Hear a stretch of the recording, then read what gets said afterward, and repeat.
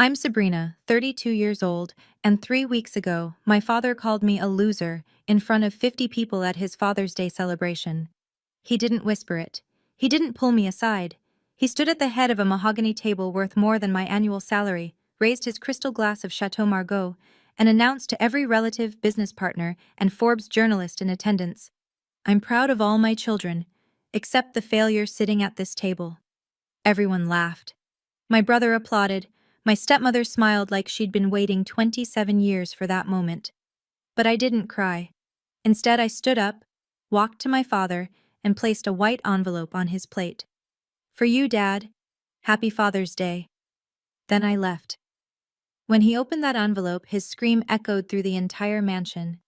Before I tell you what was inside, please take a moment to like and subscribe. But only if this story resonates with you. And let me know in the comments. Where are you watching from? And what time is it there? Now, let me take you back 2 months earlier. The day Aunt Ruth handed me a wooden box that my mother had kept hidden for 27 years. The Prescott estate sits on 12 acres in Brookline, Massachusetts, 4 stories of Georgian architecture, wrought iron gates, and a driveway lined with imported Italian cypress trees.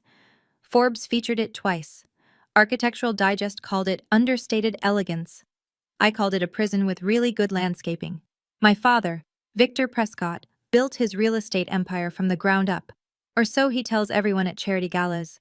The truth is messier, involving my mother's family land and connections he'd rather forget. But that's a story for later.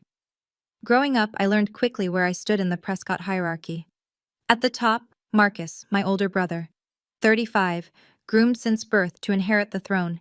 He drives a Porsche 911 Turbo S and has never worn the same tie twice. Father's golden child, father's mirror image. Below him, Clarissa, my younger half-sister. 27, daughter of my stepmother Helena. Marketing director at Prescott Holdings, a title she earned by existing. She posts her Hermes bags on Instagram and calls it personal branding.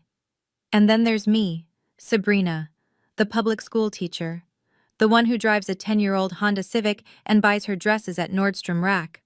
The one who chose helping children over making money, which in Prescott language translates to complete and utter disappointment.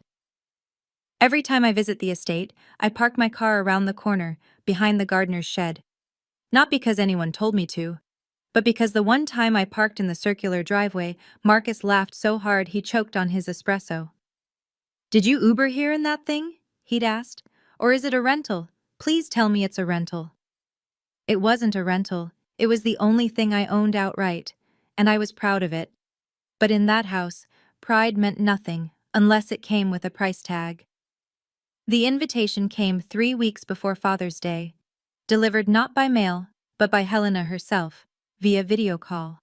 My stepmother appeared on screen wearing a cream Chanel jacket and her signature Cartier love bracelet, the one Victor gave her on their 10th anniversary. Her smile was perfect, practiced. The kind of smile that made you feel like you were being interviewed rather than invited. "Sabrina, darling," she cooed. "I hope I'm not interrupting your work." The pause before work was deliberate. It always was. "Not at all, Helena. What's up?" "Well, as you know, your father is receiving the Businessman of the Year award from the Boston Chamber of Commerce. We're hosting a celebration at the estate, very intimate, just family and a few close associates." She paused, letting the weight of intimate settle. "Naturally, we need you there." Naturally. Not want, need. "Press will be attending," she continued, adjusting an invisible strand of hair. "Forbes is sending a photographer. It's important that we present a unified family front." Ah, there it was. I wasn't being invited because they missed me. I was being invited because an empty chair would raise questions. Sabrina Prescott, the absent daughter, that would be a headline. Sabrina Prescott, standing quietly in the background while her father collected another trophy, that was just set dressing. "Of course," I said, keeping my voice neutral. "I'll be there." "Wonderful." Her smile widened, but her eyes stayed cold. "Oh, and Sabrina? Do try to dress appropriately. Your father's reputation is on the line." The call ended before I could respond. I stared at my phone for a long moment, remembering all the other times Helena had reminded me to dress appropriately, to speak appropriately, to exist appropriately. She wasn't inviting me to a celebration. She was summoning me to perform. I should explain why I kept going back. When I was 10 years old, I won first place in my school's essay contest. The topic was my hero, and I wrote about my mother, how she used to read to me every night, how she smelled like jasmine and old books, how she told me I was her greatest gift. My mother had been dead for 5 years by then, but writing about her made her feel close again. I ran home clutching that certificate like it was made of gold. Father was in his study reviewing contracts. I burst through the door, breathless. "Daddy, I won! First place in the whole school!" He didn't look up from his laptop. "Writing?" he said. "And how much money does writing make, Sabrina?" I stood there, certificate wilting in my hands. I don't know. I just thought, "Marcus," he called out, "scored 2 goals in his soccer match today. That's the kind of achievement that matters. Teamwork, competition, winning." Marcus appeared in the doorway, 13 years old, and already wearing the smirk he'd perfect over the next 2 decades. "Yeah, little sis. Maybe stick to cheering from the sidelines." That night, I tore up my certificate and cried myself to sleep. But I remember one thing clearly. My grandmother, Victor's mother, found me afterward. She was the only warm presence in that cold house. She pulled me into her arms and whispered something I didn't understand at the time. "You look so much like your mother, sweetheart. So much like Eleanor." She said it like a secret, like a prayer. I didn't know then why those words carried such weight. I understand now. If the Prescott estate was a prison, Aunt Ruth's cottage in Vermont was its opposite. Ruth Bennett was my mother's younger sister, the only living connection I had to Eleanor Manning, the woman who gave birth to me and died when I was 5. While the Prescotts lived in marble and mahogany, Ruth lived in a small farmhouse surrounded by maple trees and towers of secondhand books. She'd been a librarian for 30 years. Her idea of luxury was a new reading lamp. I loved her fiercely. Every birthday, without fail, Ruth sent me a handwritten card. Not a text, not an email. A real card, with pressed flowers from her garden and words that made me feel seen. "Happy birthday to my favorite niece. Your mother would be so proud of the woman you're becoming." She was the only person who said my mother's name out loud. We talked on the phone every few weeks, me complaining about school administration, her recommending obscure novels I'd never heard of. Our conversations were easy, uncomplicated, nothing like the verbal landmines of Prescott family dinners. But there was always something Ruth held back. A hesitation in her voice when I mentioned Victor. A careful deflection when I asked about my mother's past. "One day," she'd say, "when you're ready, I have something to show you, something Eleanor wanted you to have." "Ready for what?" I'd ask. "You'll know." I never pushed. Ruth wasn't the type to withhold things without reason, and part of me, I think, was afraid of what I might find. But that fear was about to become irrelevant. Because 2 months before Father's Day, I drove to Vermont for spring break, and Ruth finally decided I was ready. But first, let me tell you about the Friday dinners. Every week, without exception, the Prescott family gathered around a 20-seat oak dining table imported from some chateau in France. Waterford crystal. Diptyque candles. Wine that cost more than my monthly grocery budget. It should have felt elegant. Instead, it felt like a performance review. The ritual was always the same. Victor would sit at the head of the table, swirling his wine like a judge preparing to deliver verdicts. Helena would perch beside him, perfectly postured, monitoring everyone's behavior like a hawk in couture. And then the questioning would begin. "Marcus," Victor said at the last dinner before my Vermont trip, "tell me about the Henderson deal." Marcus straightened, preening. "Closed it yesterday, 5.2 million. They tried to lowball us, but I held firm." "That's my boy," Victor raised his glass. "To Marcus." "To Marcus," the table echoed. "Clarissa, how's the rebrand coming?" "Ahead of schedule." Clarissa flipped her hair. "The new campaign launches next month. Marketing Weekly wants to feature us." "Excellent." To Clarissa. To Clarissa.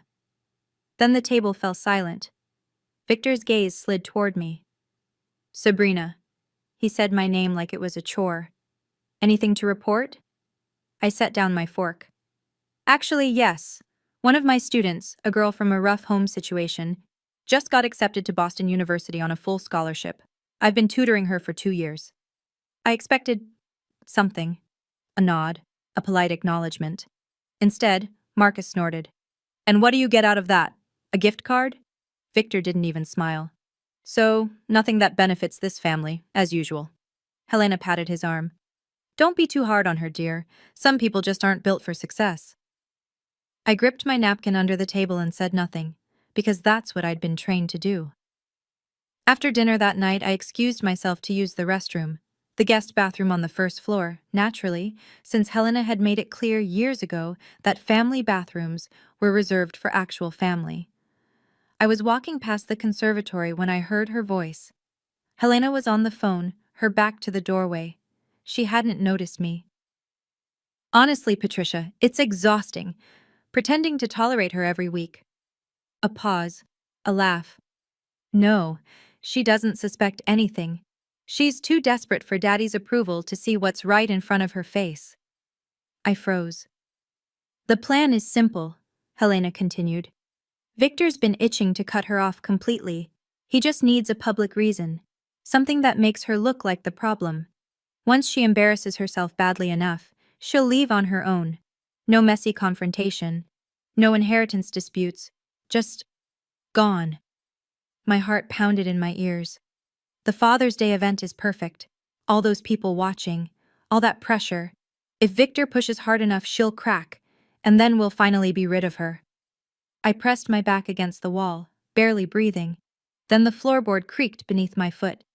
Helena spun around, our eyes met. For a split second, something flickered across her face. Alarm, calculation, recovery. Then she smiled, smooth as silk. Patricia, I'll call you back. She tucked her phone away. Sabrina, I didn't hear you there. I was just discussing a staffing issue at the company. Sounded serious, I managed. Nothing you need to worry about. Her smile sharpened. Run along now. I'm sure you have papers to grade or whatever it is you do. She brushed past me, leaving a trail of Chanel No. 5 and something far more poisonous. I stood in that hallway for a long time, Helena's words echoing in my skull. They weren't just dismissing me. They were planning my removal. The drive to Vermont took 4 hours, but it felt longer. Helena's voice kept replaying in my mind. Once she embarrasses herself badly enough, she'll leave on her own. Was that what 32 years had been building toward? A public humiliation designed to make me disappear? By the time I pulled into Ruth's gravel driveway, the sun was setting behind the mountains. Her cottage glowed warm and golden, smoke curling from the chimney. She was waiting on the porch with 2 cups of tea. You look like you've been carrying something heavy, she said, folding me into a hug. You have no idea. We sat by the fireplace that evening, surrounded by books and the smell of wood smoke. Ruth listened as I told her everything: the Friday dinners, Helena's phone call, the constant feeling of being an outsider in my own family. When I finished, she was quiet for a long moment. Sabrina, she finally said, there's something I need to show you. She rose and walked to an old cedar chest in the corner of the room, one I'd seen 100 times but never thought to ask about. She lifted the lid and withdrew a wooden box, weathered with age, carved with delicate flowers. This belonged to your mother. My breath caught. Eleanor gave it to me before she died, Ruth continued, her voice thick. She made me promise to keep it safe, to give it to you when you were ready. Ready for what? Ruth pressed the box into my hands. For the truth. Inside, I found photographs of my mother as a young woman, radiant, laughing, full of life I'd never seen. Beneath them lay a leather journal, its pages yellowed and fragile, and at the very bottom, a sealed envelope. It was addressed in my mother's handwriting, for Sabrina, when she's strong enough. I don't know what's in that envelope, Ruth said softly. Eleanor never told me, but she was insistent. She said one day you'd need it. I held the envelope in my trembling hands, feeling its weight like a stone. 27 years of secrets, sealed in paper and silence. I wasn't sure I was ready, but I was starting to realize I might not have a choice. I didn't open the envelope that night. I couldn't. Instead, I tucked it back into the box and drove home to Boston, with it sitting on my passenger seat like a ticking bomb. Every red light, every traffic jam, I'd glance at it and wonder what my mother had been so desperate to tell me. But life, as it does, intervened. The week before Father's Day, Helena scheduled a family video call to coordinate logistics for the celebration. What that actually meant was making sure everyone looked perfect for the cameras. Victor's face filled my laptop screen like a tribunal judge. Helena hovered behind him. Clarissa waved from her corner, and Marcus smirked from what appeared to be his corner office. "The Forbes photographer arrives at 6, Victor announced. "Everyone should be dressed by 5:30. This is a black tie event. I expect you all to represent this family appropriately." His gaze landed on me. "Sabrina, that means you especially. No, teacher clothes." "I know how to dress myself, Father." "Do you?" Marcus chimed in. "I can send you something from Neiman's, my treat. Consider it charity." He laughed at his own joke. No one else did. "That won't be necessary," I said through clenched teeth. "Victor," Helena interjected sweetly, "perhaps you could give Sabrina a clothing allowance, just this once. We wouldn't want any unfortunate photos circulating." "No," I cut her off before Victor could respond. "I'll handle my own wardrobe, thank you." Victor sighed heavily, a sound he'd perfected over decades of disappointment. "You've always been stubborn, just like your mother." The words hit different now. Just like your mother. He'd said it 1,000 times before. I'd always assumed it was an insult. Victor's way of saying I was difficult, emotional, impractical. But sitting there with my mother's unopened envelope waiting at home, I heard something else underneath. Something that sounded almost like fear. That night, I dreamed of my mother. Not the vague impressions I usually carried, the jasmine perfume, the soft voice reading bedtime stories. This was a memory, sharp and clear, surfacing after decades of burial. I was 4 years old. My mother and I were in my bedroom, the one with the yellow curtains she'd sewn herself. She was brushing my hair, counting each stroke like she always did. 98, 99, 100. There, my beautiful girl. She wrapped her arms around me from behind, and we looked at our reflection in the mirror together. Her dark hair and my lighter brown, her warm eyes and my blue-gray ones. "Mama, why do I look different from Daddy?" She went still, just for a moment. "Because you look like me, sweetheart. And that's a good thing." "Does Daddy think it's a good thing?" She didn't answer right away. When she spoke again, her voice was fierce. "Listen to me, Sabrina. You are my greatest gift. No matter what anyone says, no matter what anyone does, you are loved, you are wanted, you are enough. But Daddy, your Daddy will learn." She held me tighter. "I'll make sure of it." Footsteps in the hallway. We both looked up. Victor stood in the doorway, watching us with an expression I was too young to read. My mother met his gaze, didn't flinch. "She's our daughter," she said. "Ours." Victor said nothing. He simply turned and walked away. 1 year later, my mother was dead. A car accident on a rainy night. The police said she lost control on a curve. I was 5 years old when they buried her.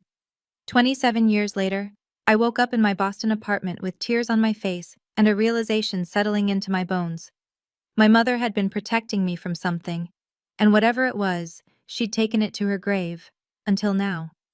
The day of the Father's Day celebration arrived with the kind of perfect weather that felt like a cosmic joke.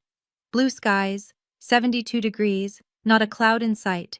The Prescott estate had been transformed into something out of a magazine spread. White tents dotted the back lawn. A jazz quartet played beneath the pergola. Waitstaff in crisp uniforms circulated with silver trays of champagne and canapes. And flowers. Flowers everywhere. Roses, peonies, orchids. Helena's signature touch, designed to remind everyone that elegance could be purchased by the truckload. I arrived at exactly 5:30, as instructed, wearing a simple black dress I'd found at Nordstrom Rack for 60% off. It wasn't designer. It wasn't remarkable. But it fit well, and more importantly, it was mine. Helena intercepted me at the door. "Oh, Sabrina."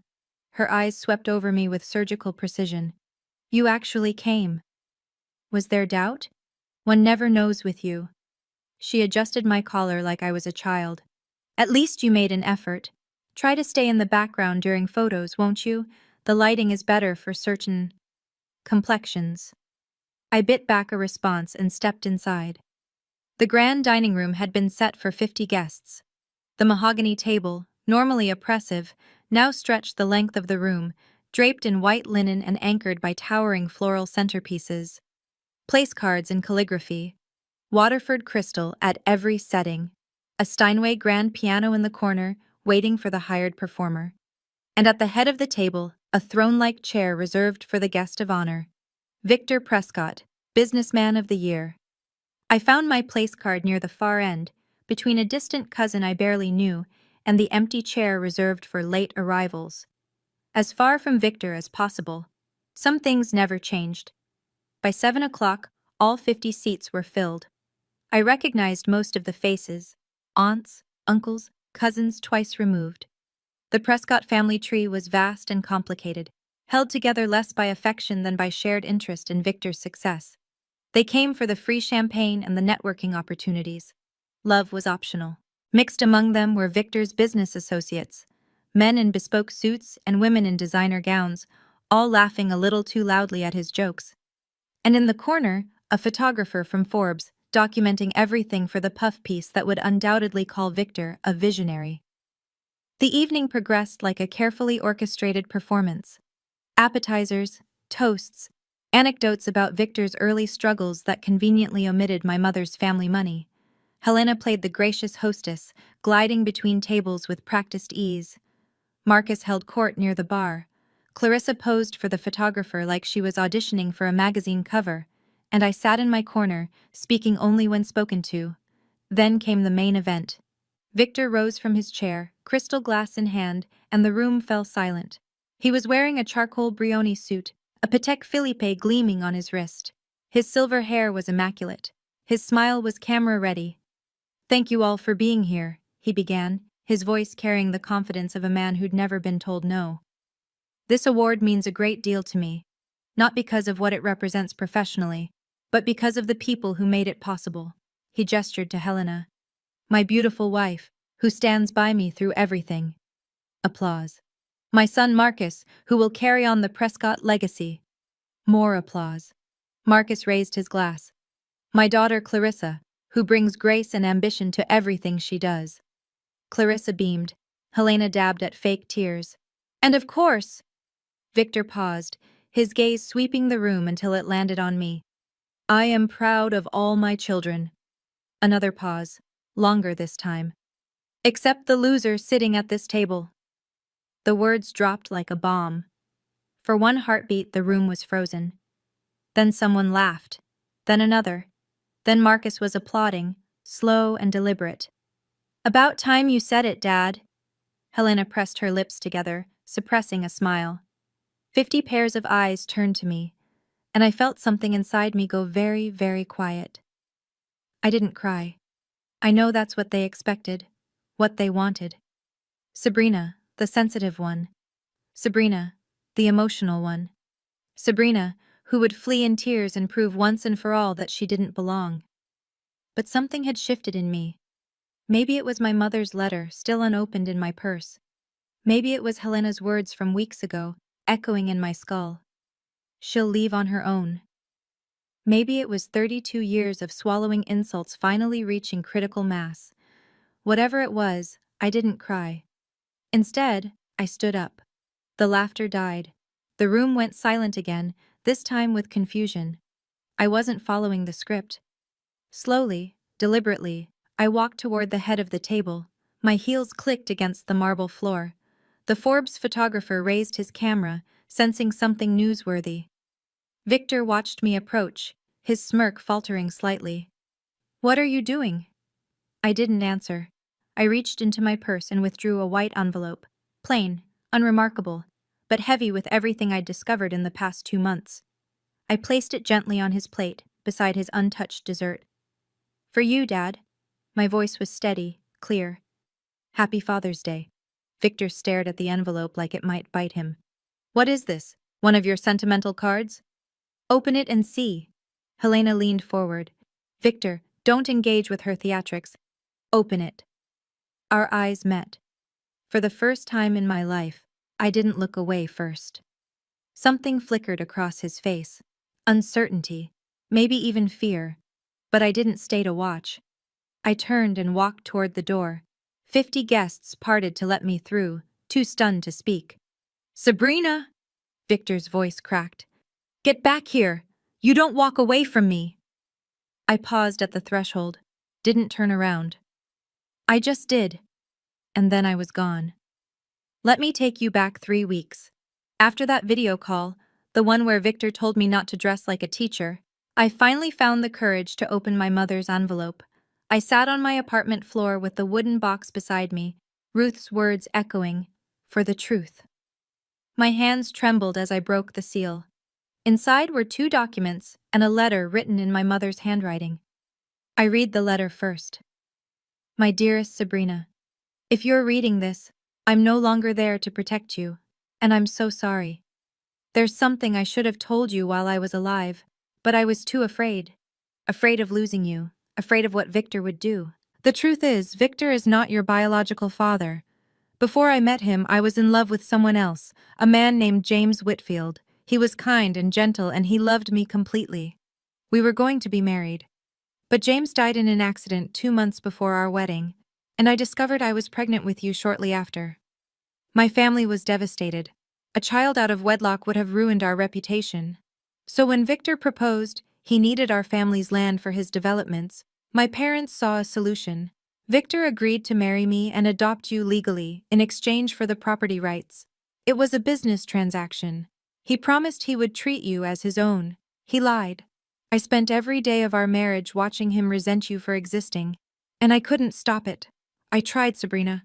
God, I tried, but he was too powerful, and I was too weak.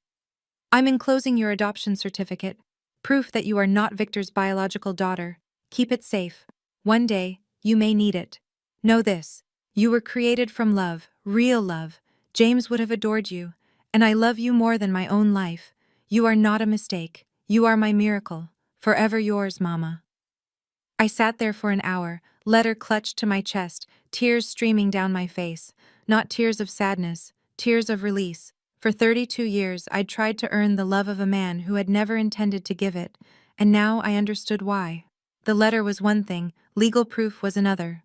The next morning, I called Daniel Hartley, my closest colleague at school. We'd been friends for 3 years. The kind of friend who shows up with coffee when you're grading papers at midnight, who listens without judgment, who never once made me feel like a failure. I need your help, I told him, and I need you to keep it confidential. Anything. I explained everything. My mother's letter, the adoption certificate, 27 years of unexplained coldness from a man I'd spent my whole life trying to impress. Daniel didn't hesitate. What do you need? A DNA test, to confirm it. Getting Victor's sample was easier than I expected. At one of the Friday dinners, he'd left his jacket draped over a chair. Before I left, I pulled a few hairs from the collar, strands with the follicles still attached. Legally, it was gray area. Ethically, I was past caring. The testing facility was AABB accredited, the gold standard for paternity testing. Results in 2 weeks. 14 days felt like 14 years. When the email finally arrived, I was sitting in my classroom after hours, surrounded by student essays. My hands shook as I clicked open the PDF. Probability of paternity, 0.00%. Conclusion. The alleged father is excluded as the biological parent. 0%. Not a doubt, not a possibility. 0. I sat there in the empty classroom, fluorescent lights buzzing overhead, and started to laugh. All those years, all that desperate striving, all those moments I'd thought, if I just try harder, he'll finally love me. He was never going to love me, not because I wasn't good enough, because I was never his to love. Daniel found me still sitting there an hour later, the test results printed and clutched in my hands. You okay? He asked quietly. I looked up at him with wet eyes and the first real smile I'd felt in weeks. I'm better than I've been in 32 years. That night, alone in my apartment, I finally let myself fall apart. I sat on my bedroom floor with my mother's photograph in my hands, the one from Ruth's box, where Eleanor was laughing in a summer dress, her whole life ahead of her. She couldn't have been more than 23. "You knew," I whispered to her image. "You knew he would never accept me. And you tried to protect me anyway." For the first time, I understood the sadness I'd always sensed beneath her smiles. The way she'd hold me a little too tight, the fierce, almost desperate way she'd tell me I was loved. She knew her time was running out, and she was trying to give me enough love to last a lifetime. I cried for her that night, for the life she should have had with James Whitfield, for the marriage she'd been trapped in with a man who resented her child, for the accident that took her too soon, leaving me defenseless. But somewhere in the grief, something else emerged. Freedom. For 32 years, I'd carried Victor's rejection like a weight around my neck. I'd believed his coldness was my fault, that if I'd been smarter, more successful, more like Marcus, maybe he would have loved me. But the truth was simpler and more brutal. I was never going to win a game I didn't know I was playing. I looked at the adoption papers, the DNA results. My mother's letter. This wasn't about revenge. I didn't want Victor's money. I didn't want his approval anymore. I just wanted to stop pretending. I wanted the truth to be spoken, out loud, in the same room where I'd been humiliated for decades. And I wanted to walk away, not as a failure fleeing in shame, but as a woman who finally knew her own worth. "I don't owe them anything," I said to the empty room. And for the first time, I believed it. If you're still here, maybe you know what this feels like. That moment when you realize you've been chasing someone's approval your whole life, and they were never going to give it. Not because you weren't good enough, but because they'd already decided you weren't worthy before you ever had a chance to prove yourself. Have you ever had to set boundaries with family? Someone who made you feel like you'd never measure up? Drop a comment and tell me your story. And if you want to know what happened when my father opened that envelope, keep watching. Because his scream could be heard through the entire house. Before I could confront Victor, I needed one more piece of confirmation. Aunt Ruth gave me a name, Walter Green. "He was the lawyer who handled your mother's affairs," she explained over the phone, "and the adoption paperwork. If anyone can verify what those documents mean, it's him." Walter Green was 72 years old, retired for 5 years, living in a modest colonial in Wellesley. When I called and explained who I was, he went quiet for a long moment. "Eleanor's daughter," he finally said, his voice heavy with something that sounded like regret. "I've been waiting for this call for a long time." We met at his home office, surrounded by shelves of leather-bound legal books and framed photographs of grandchildren. He moved slowly, but his mind was sharp as a tack. I showed him the adoption certificate, the DNA results, my mother's letter. He read each document carefully, then removed his glasses and rubbed his eyes. "It's all legitimate," he said. "I drafted that adoption agreement myself 32 years ago. Victor signed it in my office." So he knew from the very beginning. He knew before the wedding. Walter's voice was bitter. "Your mother was upfront about her pregnancy. She offered to release him from the engagement. But Victor saw an opportunity. Her family's land was worth millions. He agreed to adopt you in exchange for the property rights. And the condition? That he would raise you as his own." Walter shook his head, but I watched over the years. I saw how he treated you at family events. How your mother would call me crying, asking if there was any legal recourse. She was trapped. We both were. I let that sink in. "Would you be willing to confirm this, if it ever came to that?" Walter met my eyes. "I'm 72 years old, Miss Prescott. I'm not afraid of Victor anymore. I should have spoken up decades ago." He reached across the desk and squeezed my hand. "Your mother would be so proud of you." The week before Father's Day, Daniel came over to help me prepare. Not prepare for revenge, I want to be clear about that. I wasn't planning some elaborate takedown. I wasn't trying to destroy Victor's business or steal his money or ruin his family. I just wanted to stop lying. "So what's the plan?" Daniel asked, spreading documents across my kitchen table. I looked at the evidence, the DNA results, a copy of the adoption certificate, and a letter I'd written myself. Short, direct, no accusations, just facts. "Dad, I'm not your biological daughter. You've known this since before I was born. Mom's letter explains everything, and the DNA test confirms it." Thank you for providing a roof over my head for 18 years. But I don't owe you gratitude for treating me like a burden I never asked to be. I'm not looking for your money or your inheritance. I release any claim to the Prescott estate. I just wanted you to know that I know, and that I'm done pretending. Sabrina Daniel read the letter twice. That's it? No, you're a monster? No rotten hell? That's not who I want to be. But after everything he's done… Exactly. I took the letter back, folding it carefully. He spent 32 years trying to make me feel small. If I stoop to his level, he wins.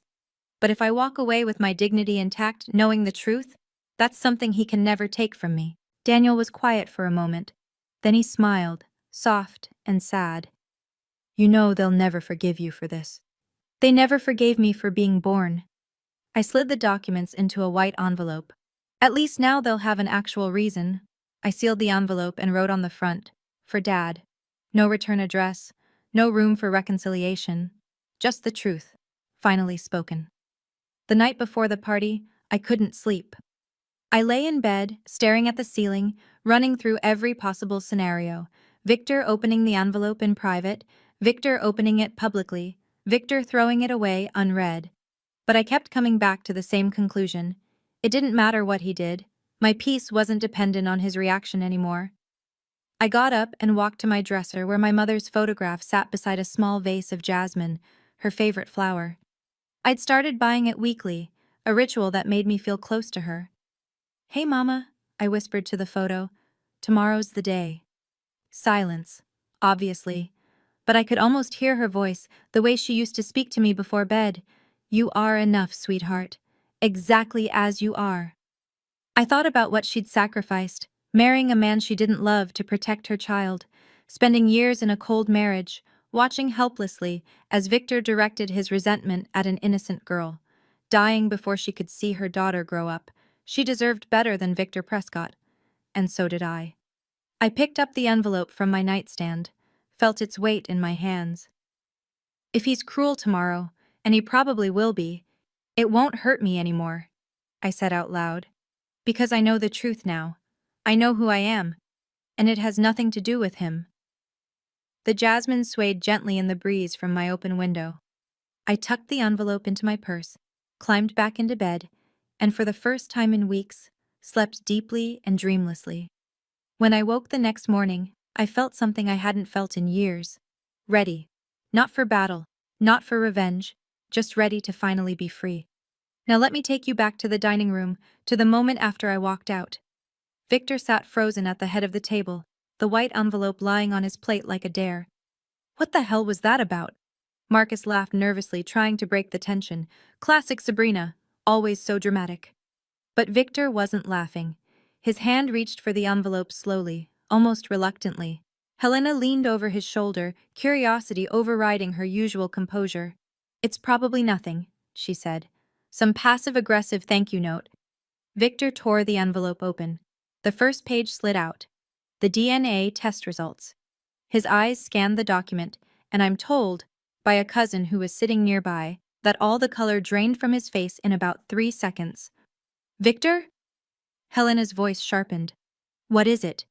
He didn't answer. His hands were shaking as he pulled out the second document, the adoption certificate, his own signature, dated 32 years ago. Victor! The third document was my letter. He read it in silence, his jaw clenching tighter with each line, and then, according to my cousin, Victor Prescott, the unshakable patriarch, the self-made billionaire, the man who had never shown an ounce of vulnerability in his entire life. He screamed, No, no, no, no! The glass of Chateau Margaux shattered against the table. Red wine spread across the white linen like blood. Victor, what is happening? Helena grabbed the papers from his hands, her eyes darting across the text. DNA results? Probability of paternity 0%? What is this? Her voice was loud enough that the people closest to them heard every word. And in a room full of gossips, that was all it took. The whispers started immediately. DNA test? 0%? Sabrina isn't his daughter? Victor was clutching the edge of the table like a drowning man, mumbling, "This can't be right," over and over. The Forbes photographer was capturing everything. and somewhere in the parking lot, I was climbing into my Honda Civic, hands steady on the wheel, heart pounding with something that wasn't quite triumph. It was relief. Helena, for all her cunning, made a fatal mistake in that moment. She panicked out loud. Adoption certificate? She was still staring at the papers, her voice carrying across the suddenly silent room. Victor, you adopted Sabrina? She's not your biological child? 50 guests heard every word. To Helena's credit, she realized her error almost immediately. But it was too late. The information was already spreading through the room like wildfire. Did she say Sabrina isn't his daughter? He adopted her? But he's been treating her like garbage for years. If she's not even his kid, why was he so cruel? Victor finally found his voice. Everyone, this is a private family matter. Private? Aunt Margaret, my father's older sister, a formidable woman in her 70s who had never liked Helena, rose from her seat. You just called that girl a loser in front of everyone.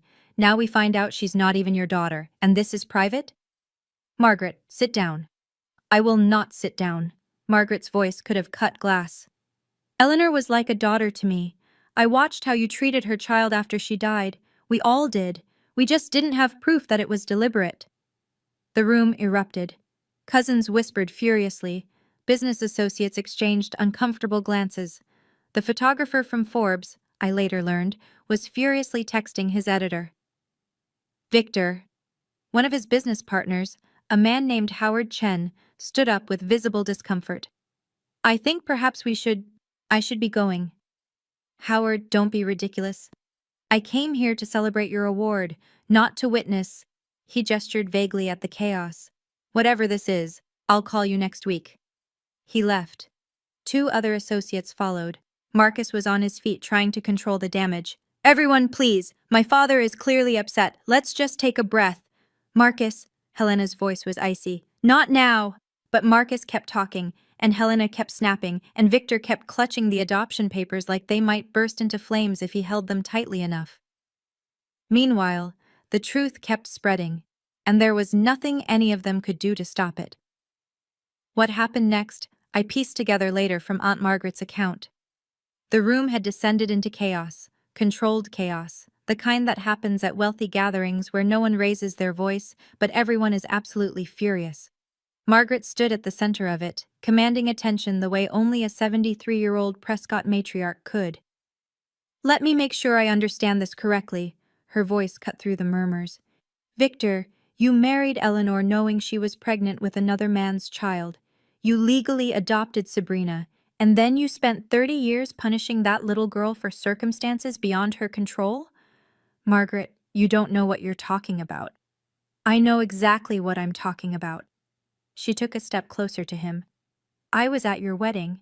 I watched Eleanor's face when she said her vows. She wasn't in love with you, Victor. She was terrified. And now I understand why. Another cousin chimed in. Robert, who had always seemed to worship Victor.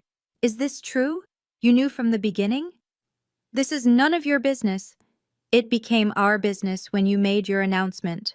Robert's voice was cold. We all laughed. I laughed. At a woman who never did anything to deserve it. The mood in the room had shifted palpably. These weren't strangers accusing Victor, they were family. People who had witnessed years of subtle cruelty and explained it away. People who were now realizing they had been complicit. You made us all part of your vendetta, Margaret continued. Every joke at Sabrina's expense, every dismissive comment. You wanted us to look down on her, and we did, because we trusted you.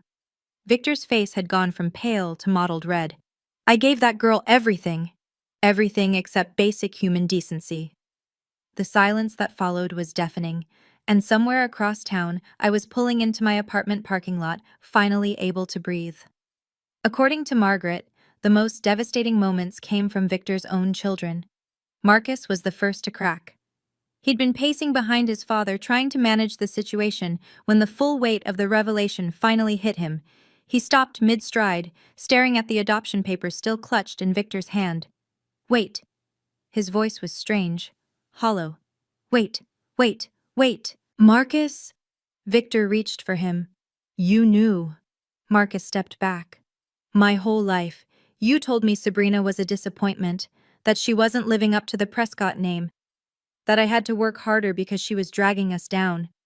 Son, but she was never a Prescott. Marcus's voice broke. She was just some kid you agreed to raise for a land deal. And you made me hate her for it. I didn't make you. You did. Marcus's composure finally shattered. Every time I mocked her, you laughed. Every time I excluded her, you approved. I thought I was being a good son, but I was just a weapon. Clarissa was crying now, mascara streaming down her carefully contoured cheeks. Mom? She turned to Helena. Did you know about this? Helena's silence was answer enough. You told me Sabrina was jealous of us, that she hated me because I had what she wanted, but she never wanted anything except, Clarissa's voice broke, except to be part of the family. Clarissa, darling, it's more complicated than… No, it's not. Clarissa pulled away from Helena's outstretched hand. It's really not complicated at all. You're horrible people. And you raised me to be horrible too. She grabbed her purse and headed for the door. Where are you going? Helena called after her. To find my sister. The door slammed behind her, leaving a silence so complete you could hear the ice melting in the abandoned champagne glasses. But Margaret wasn't finished. I learned later that she'd been waiting decades for this moment, not out of malice, but out of a guilt that had never quite faded. She'd known Eleanor, loved her like a sister, and she'd watched, helpless, as Victor slowly crushed the light out of her. Since we're laying bare family secrets, Margaret said, her voice carrying across the devastated room, let me add one more. Victor's head snapped up. Margaret, don't! Eleanor didn't die in an accident. The room went completely still. She lost control of her car on a rainy night, that's true. But do you know why she was driving at midnight in a storm, Victor? No answer. Because you told her you were going to send Sabrina away, to boarding school. You said you couldn't stand looking at another man's child anymore. Gasps rippled through the room. Eleanor was driving to her sister's house, to Ruth, to beg her to take Sabrina in. She was going to leave you. Finally, after years of threats and manipulation, she'd had enough. You don't know that. I know because she called me that night. Margaret's voice trembled. She was crying so hard I could barely understand her. She said, Margaret, he's going to take my baby away. I can't let him. I'd rather die than let him hurt her anymore. The room was frozen. And then her car went off the road. Margaret wiped her eyes. She didn't lose control, Victor. She lost hope. Victor looked like he'd been struck.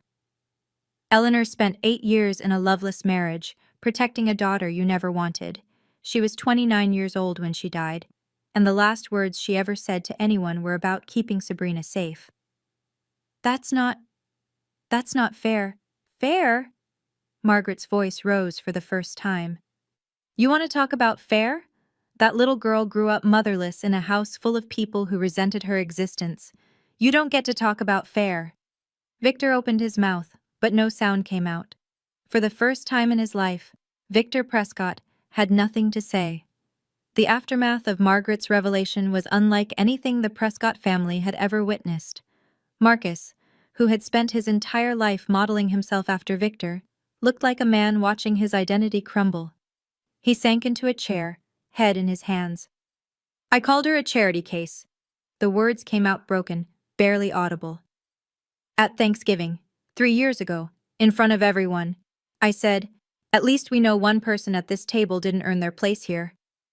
Everyone laughed. Sabrina just smiled, like she was used to it. He looked up, tears streaming down his face.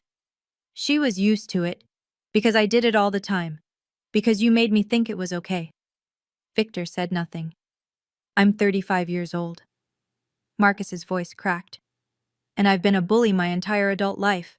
To my own sister, who wasn't even technically my sister, who never did anything to me except exist. Marcus, you couldn't have known. I didn't want to know. He stood abruptly, chair scraping against the marble floor. I didn't ask questions because the answers might have made me uncomfortable. That's not ignorance, Dad. That's cowardice. He turned to Helena, who had been standing frozen. Her perfect composure finally cracked. And you orchestrated this. You told me Sabrina was beneath us. You coached me on exactly what to say to make her feel small. I was protecting this family. You were protecting your inheritance. Marcus's disgust was palpable. This was never about family. This was about money. It's always been about money with you. He looked at his father one last time. I don't know who I am anymore, but I know I don't want to be you. Marcus walked out of the dining room without another word, and Victor, for the first time anyone could remember, looked truly alone. Victor made one last attempt to salvage the evening.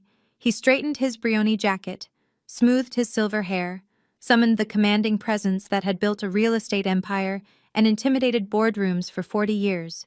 Everyone. His voice was firm, controlled. This is a family matter. I appreciate your concern, but I must ask you to respect our privacy. Let's end the evening here, and I'll address these allegations appropriately. No one moved. I said, the evening is over. Victor. It was Howard Chen's voice, coming through the speakerphone his assistant had left on the table. He must have been listening from his car. I'm withdrawing from the Meridian project. My attorneys will contact yours Monday morning. Howard, be reasonable. I just watched you call your own daughter, adopted or not, a loser in front of 50 people. Then I learned you've been psychologically abusing her for 30 years. What exactly is reasonable about continuing to do business with you? The line went dead. Before Victor could respond, 2 more phones buzzed. Text messages, emails. The dominoes were falling. Mr. Prescott? The Forbes photographer stepped forward, visibly uncomfortable. I think you should know. My editor just asked me to pivot the article. We'll be reaching out for comment before publication. Victor's face went gray. Get out! His voice was barely a whisper. All of you, get out of my house! Slowly the guests began to disperse, not with the satisfied air of people who'd attended a celebration, but with the shell-shocked expressions of witnesses to a catastrophe. Margaret lingered at the door. She looked at Victor one last time. Eleanor deserved better, she said quietly, and so did Sabrina. Then she was gone. And Victor Prescott stood alone in his ruined dining room, surrounded by shattered glass and spilled wine and the wreckage of a reputation built on lies. You know, sitting here now, I realize something important. I didn't destroy my father. I didn't bring down his empire, or steal his money, or ruin his marriage. I just told the truth. The truth has a funny way of doing the rest. If you've ever been in a situation where you had to choose between keeping the peace and speaking up, I see you. I know how hard that choice is, and I know that sometimes the bravest thing you can do is simply stop pretending. What happened after that night? Did I see Victor again? Did I forgive Helena? Stay with me. We're almost at the end. While the Prescott estate imploded, I drove home in silence. No radio, no podcasts, just the hum of the engine and the steady rhythm of my breathing. I pulled into my apartment complex, a modest building in Somerville, nothing fancy but mine, and sat in the parking lot for a long time. My phone buzzed. Text from Victor. How dare you, call me immediately. Text from Marcus. Sabrina, please, we need to talk. Text from Helena. You've destroyed this family. I hope you're happy. And then, finally, a text from Aunt Ruth. Margaret called me. She told me everything. I'm so proud of you, sweetheart. I deleted the first 3 messages without responding. But Ruth's, that one I saved. Inside my apartment, I walked straight to my dresser and picked up my mother's photograph. It's over, Mama. My voice came out steadier than I expected. I'm free. I knew there would be fallout, legal complications maybe, angry phone calls definitely. The Prescotts weren't the type to accept humiliation quietly, but in that moment, none of it mattered. My phone rang again, Victor's number. I let it go to voicemail, then Marcus's number, voicemail, then a number I didn't recognize. I answered that one. Sabrina? It was Clarissa, her voice thick with tears. I know you probably don't want to talk to me, but I had to say, I'm sorry. I'm so sorry. I sat down on my bed, phone pressed to my ear. Where are you? In my car, outside your building. A pause. I know you need space. I know I don't deserve anything from you, but if there's ever a chance, if you're ever willing to talk. I looked out my window. Sure enough, a white BMW was parked across the street. Come upstairs, Clarissa. It wasn't forgiveness, not yet, but it was a start. 1 week later, The consequences became concrete. The Forbes article never mentioned Victor's award. Instead, it ran a piece titled, "The Prescott Family's Carefully Constructed Image Shatters at Father's Day Celebration." The details were damning but accurate. The public humiliation, the DNA revelation, the subsequent exodus of business partners. Howard Chen officially withdrew from the Meridian project, a $70 million development that had been Victor's crown jewel. Two other partners followed within days, citing concerns about corporate leadership. Helena filed for legal separation. Not because she'd suddenly developed a conscience, but because, as Marcus bitterly explained, she knew the money was about to dry up and wanted to secure her share before things got worse. Marcus resigned as COO of Prescott Holdings. His resignation letter, which somehow leaked to Boston Business Journal, contained a single sentence: "I need to learn who I am when I'm not trying to be my father." And me? I went back to work. I graded papers. I coached students through college applications. I ate lunch with Daniel in the teacher's lounge and talked about everything except the Prescott family drama. But things had changed. My cousin Robert, the one who'd laughed at Victor's loser joke, sent me flowers with a card that simply said, "I'm sorry." Aunt Margaret called every few days to check on me, sharing updates I hadn't asked for but appreciated anyway. And Clarissa. Clarissa called every single day. "Can we get coffee?" she asked on day 7. "Not at a restaurant your family owns." "There's a diner near my apartment. Nothing fancy, just coffee." I hesitated. A week ago, I would have said no, but something had shifted in me too. I wasn't the woman who flinched at Prescott judgment anymore. "Fine," I said, "but I'm buying." Deal. It wasn't reconciliation, not yet, but it was something new. The diner Clarissa chose was exactly what she promised. Nothing fancy. Formica tables, vinyl booths, a waitress who called everyone hun, and refilled coffee without being asked. The kind of place Helena would never set foot in, which is probably why Clarissa picked it. She was already there when I arrived, hunched over a cup of black coffee like it was a lifeline. Without her usual designer armor, the Hermes bags, the perfect makeup, she looked younger, smaller. "Hey," I said, sliding into the booth across from her. "Hey." She couldn't meet my eyes. "Thanks for coming." We sat in silence for a moment, the clatter of dishes and murmur of other conversations filling the space. Finally, Clarissa spoke. "I've been replaying every conversation we've ever had, every time I made you feel like you weren't good enough, every time I compared myself to you and made sure you knew I thought I was winning." "Clarissa, no, let me finish." She looked up, eyes red-rimmed. "I was 27 years old before I realized I'd never actually had a relationship with my own sister.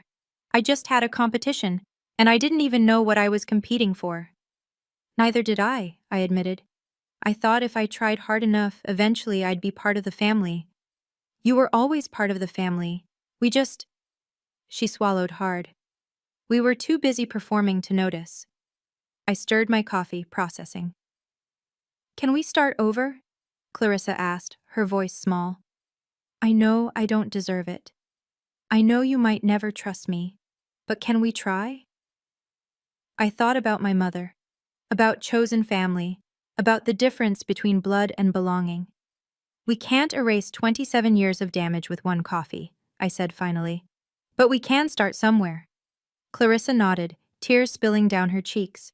I reached across the table and squeezed her hand. It wasn't forgiveness, but it was a door, cracked open, and sometimes that's enough.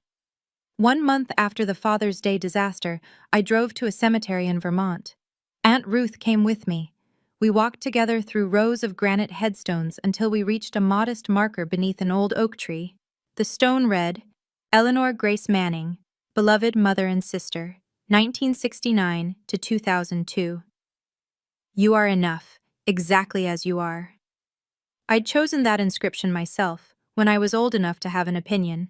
At the time, I didn't know why those words felt so important. Now I understood. I knelt in the damp grass and placed a bouquet of sunflowers against the stone, her favorite, Ruth had told me years ago. "Hey, Mama." My voice was barely above a whisper. "I found your letter. I know everything now."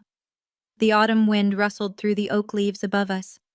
I spent 32 years trying to earn love from a man who was never going to give it. But you knew that, didn't you?